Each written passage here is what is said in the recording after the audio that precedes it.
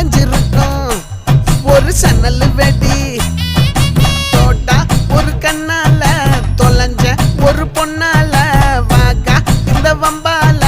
வல விரிச்சிட வந்தாளே பார்த்து வளைச்ச தேக்கு ஓம் பட்ட உடம்பு சோக்கு என்ன குத்தும் குறும்பு மூக்கு கொஞ்சம் ஓய்வை கொடுத்து தாக்கு